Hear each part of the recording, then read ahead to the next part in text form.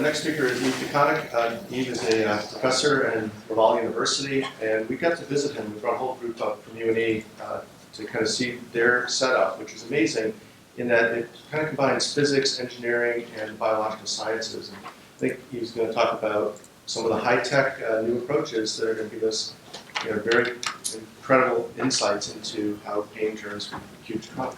Thanks. All right, thanks, Ed. So I'm going to step back and take a very neurobiological perspective in saying, basically, if we want to try to have hope to improve treatment of pain, we still need to understand this extremely complex phenomenon that is pain, and it's the extremely complex organization or the brain behind it, this extremely complex, I would say, circuit to really hope to be able to improve things. And basically, you could say, if you want to fix your car, you have to figure out how it works, and you have to figure out where it's broken to be able to move forward. And there's a few background issues that are shaping the landscape. One of them I often start with is where is pain? When I step on your foot, it's not in your foot that it hurts. It's in your head. So indeed, it's all in your mind. It doesn't mean that it's not real. But this is where perception occurs. Now, why is that important? That means that if I step on your foot, there's a signal that goes through your skin, up your spinal cord, to your thalamus, into the cortex where the perception occurs. So if anything goes wrong anywhere along the path, then the perception is going to be altered. So we need to decode how signals are translated in your skin or in your body and processed into your body to be able to really start being able to see how we can manipulate this further for therapeutics. The other level of complication, and we've said this already this morning, is your brain actually controls the input. So you're able to change how you're perceiving pain. And this is important because pain is a very, very powerful emotion that mobilizes all yourself. And that's important because it's there to protect you. But because it mobilizes you so strongly, you have to be able to control that to be able to do things in situations where other threats or other functions are more important than actually perceiving the pain. So your brain is changing how you're perceiving things as you go. And you want to understand how the system works, and the system is changing itself. In addition to that, the brain reshapes, has this enormous ability to reshape constantly, readapt. This is how blind people are using parts of their brain that are normally used for vision for other things. So this is enormously plastic brain reshapes, and then you want to try to figure out how it's working. So there's a lot of challenges there. And what I'd like to convey is that I think there is very interesting new technologies that we're developing and that are emerging that are really giving us hope, I think, into trying to really decode this very complex system. Now, this concept that the brain actually controls what you perceive can be very elegantly illustrated in some experiments like this one. You can actually trigger endogenous analgesia. This is done by several groups. I'm taking work from Serge Marchand's group in Sherbrooke in Quebec. What they can do is, in a person, you can have a thermometer on their arm, heat up, produce pain, and ask the person to rate the pain as you increase the temperature. The person is rating its pain. Then you can take the other arm, put it into hot water, and you will trigger reflex analgesia. The body will produce its own analgesia. And you redo the experiment, person rates their pain, and you see that there's a decrease in the pain. So there's been actually analgesia triggered by your own body. That's key. As we just said, the brain controls the input. If you go to patient populations, for example, this fibromyalgia patient, it's not so much that the pain rating is really different in these people that matter, is that after you've tried to trigger that endogenous analgesia, nothing happens. So there's a deficit, perhaps in these people, in actually producing their own analgesia.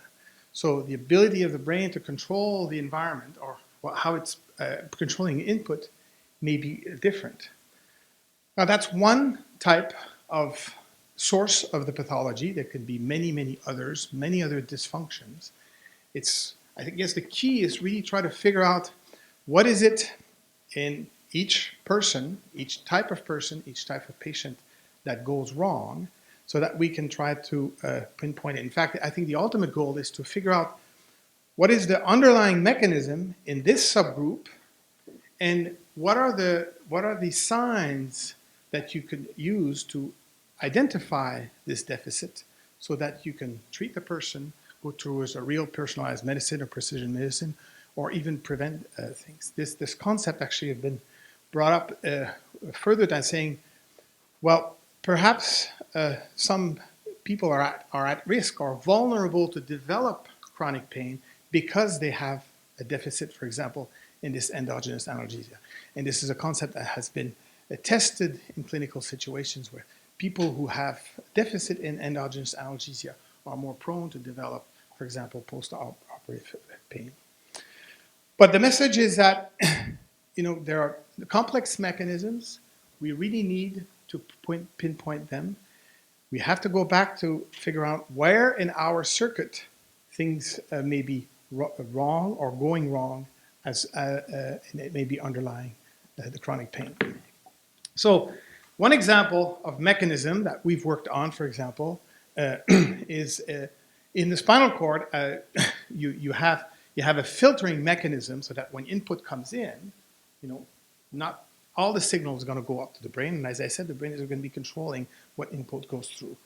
Nerve cells use a neurotransmitter called GABA that actually activates an ion channel that lets chloride ions flow in. I won't go into the details of that, but that actually inhibits nerve cells. For this process to occur, the bucket has to be empty if you want. You have to have low chloride. For that, you need a pump that actually pumps chloride back out. The bucket needs to be empty if you want to be able to fill it in with chloride. It turns out that after injury to a nerve, in the central nervous system, this pump actually, we found that in certain models, this pump is defective. So the bucket fills up and flow of chloride cannot happen. Inhibition fails. So if inhibition fails, the ability to control the flow of information to the brain is deficient, and you may have aberrant pain, you may have exaggerated pain. That's one mechanism again. There are other mechanisms that could be explaining pain hypersensitivity. Others will present some. I'm sure John, for example, will present some others this afternoon. Deficit of inhibition, it could be also too much excitation, too much gain. The point is that we need to figure out in each case what the mechanisms are. What we actually found out is that this phenomenon is actually the result of an inflammatory response in the central nervous system that occurs following the peripheral injury. So remember what I said, the brain actually adapts itself to the situation.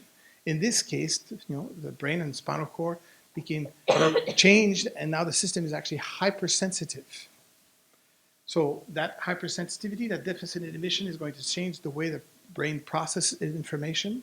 In fact, you can illustrate this very well in this principle. If you think of the pain system as a distinct system of painful information to your brain, there are other pathways like touch pathways. You can think of them as very separate pathways. Yet you have touch pain. You have the aberrant situation where if I just touch you, you can have pain. It turns out that in the brain, there's a lot of very independent pathways that are processing information differently, but they are interconnected. Here, what you don't quite see is there's a little dotted line that links those two pathways, but it's repressed normally. And what we've seen in the previous slide is that, with inflammation, this inflammatory reaction of the brain is actually shutting down some of that inhibition, and what it basically results in is crosstalk. That crosstalk can explain, for example, the fact that if you have touch afferent input, it actually can go, instead of going up normally through its normal touch pathway. It can go up to the pain pathway, signal to the brain that it's pain. Then you get tactile allodynia or aberrant pain to touch stimulus. The concept here is that I think a lot of pathology in the brain is going to turn out, we often tend to think in terms of too much excitation or too little inhibition, balance of inhibition and excitation. I think a lot of it has to do with misprocessing or altered processing of the brain. We need to figure out how that processing occurs. But we need to figure it out in a context-sensitive manner, as we said before, because you're actually controlling what you perceive. And we needed to do it in the brain. It's an enormously complex organ, most complex organ of the universe. So just to give you an idea of numbers, this is just a very, very simplistic neural circuit that these actually neurons grown in a dish. You see all these multiple connections between them and so on. There's 1 million billion connections in your brain. Some people may have a few more, but some few less. We won't name them. If you actually calculate the combinations, the potential combinations, it's greater than the number of atoms in the universe. So enormously complex brain, and then the connections. The connections go down to very, very, very, very small. So the brain presents enormous challenges. Each little connections, 1 micron in diameter, that's where all of the neurochemistry of your brain is happening. Within these little connections here, all kinds of processing occurs. They occur at time scales of milliseconds. And then we also, of course, integrate information over times of days and years. And then you have to go to the other extreme, understand how that works in the context of the brain, understand how microcircuits in the brain really function, and how that they encode information. So that's the grand challenge. And we really have to undertake that challenge, I believe, if we want to really decode what happens and what goes wrong.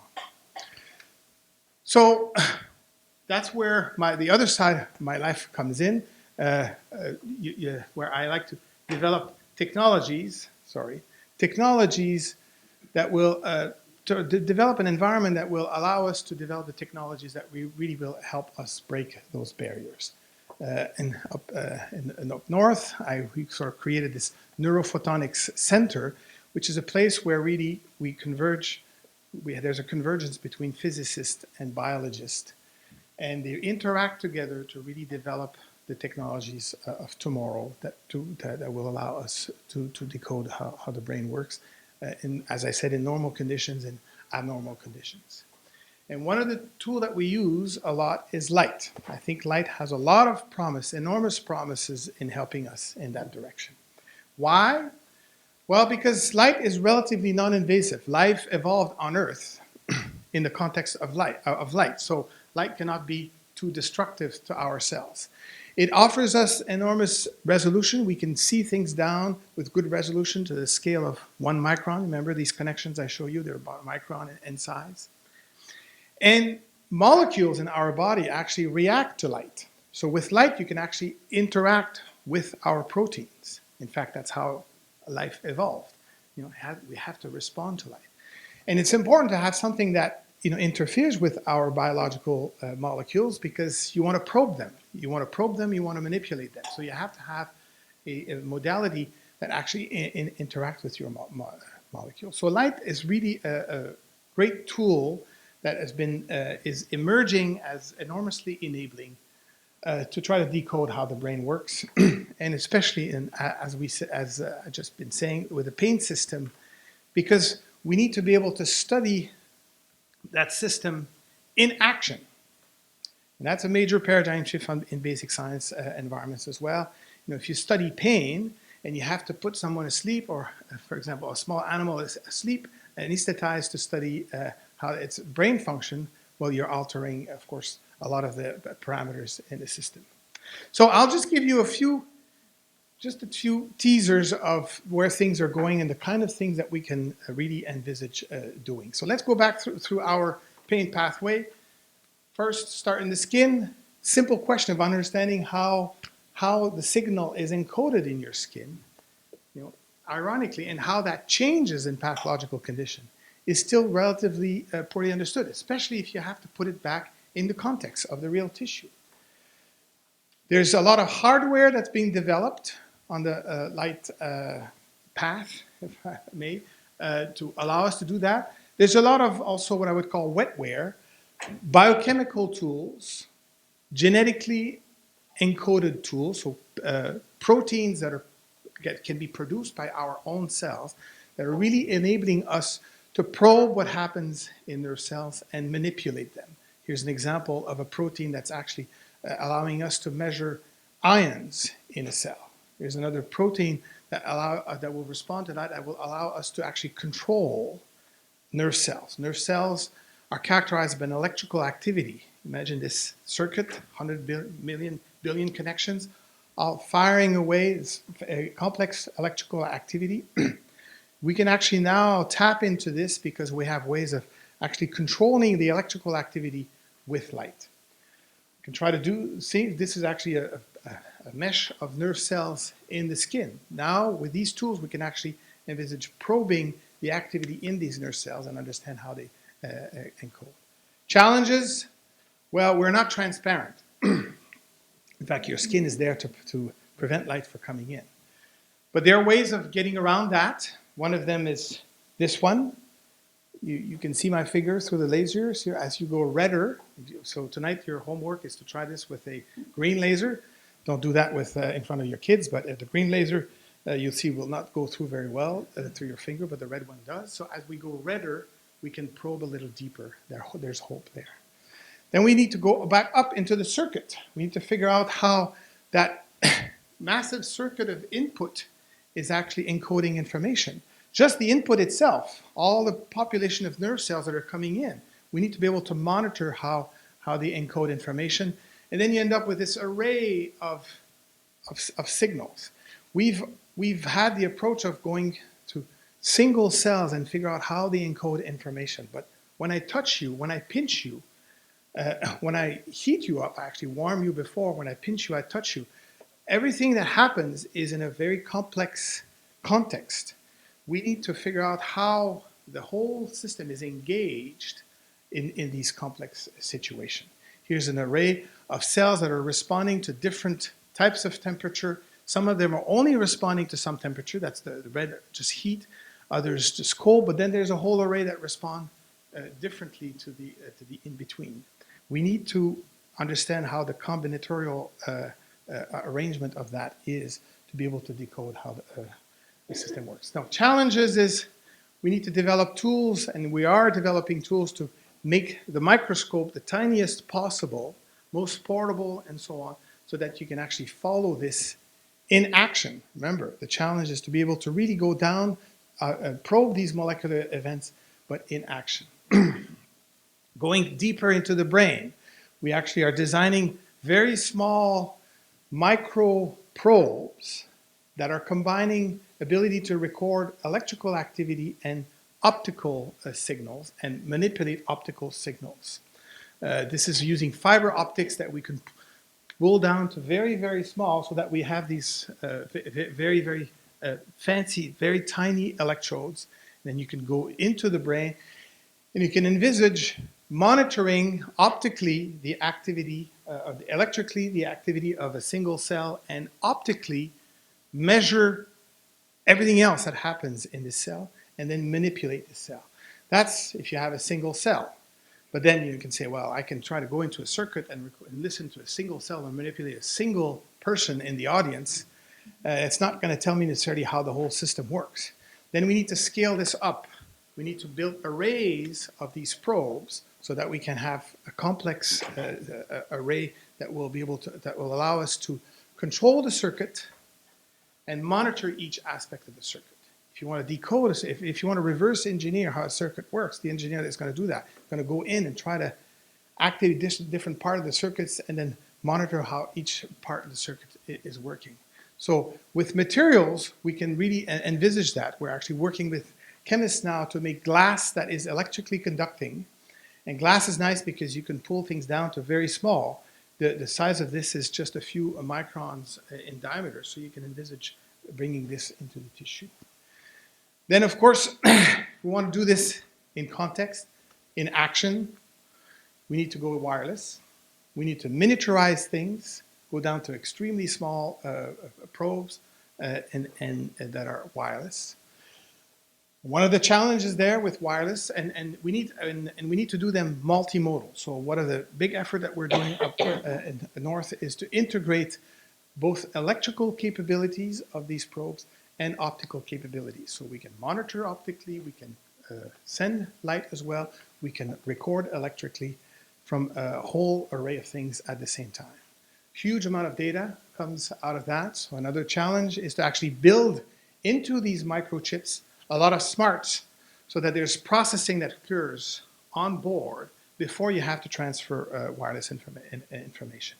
And you have to be able to have the system react very, very quickly so that it can actually manipulate the circuit.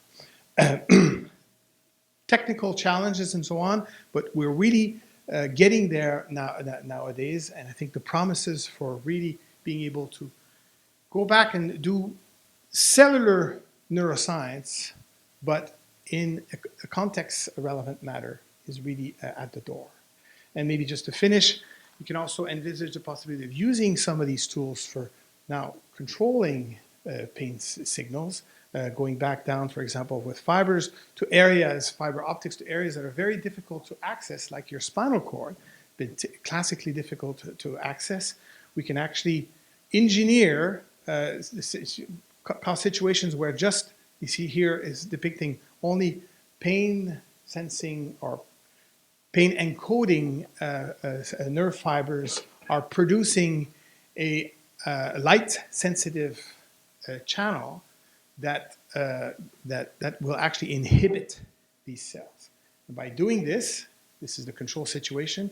As you increase the light at the spinal level, you see that what you go up here is analgesia.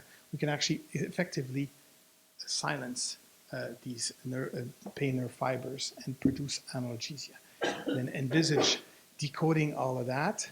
And then the next layer after that is going to be to monitor what happens in the spinal circuit as you're doing that.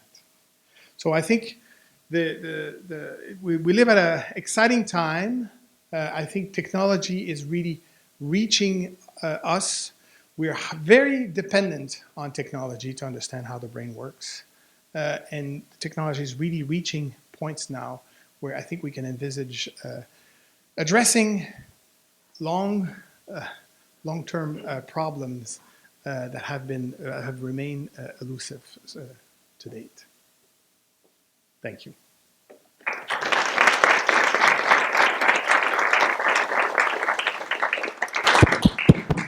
think we've got time for one or two questions.